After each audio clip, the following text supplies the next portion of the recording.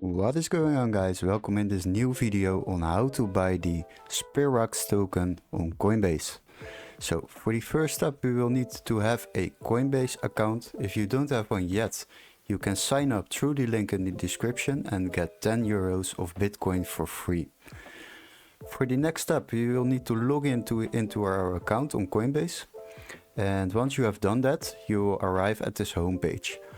And then we will go to the search bar right on top and just type in SPA. And here you will see the Sperax token. Click on it. Now you'll arrive at the token page.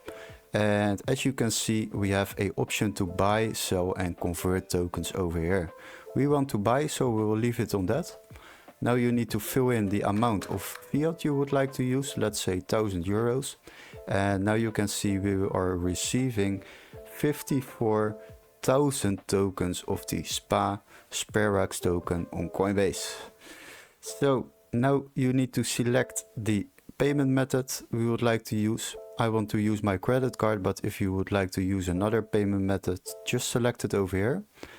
After that, we can click on review order. And here you see the order review. Now I will give you guys a very useful tip if you would like to save a lot of money on the transaction fees. These are fees you will pay once you make a trade on Coinbase.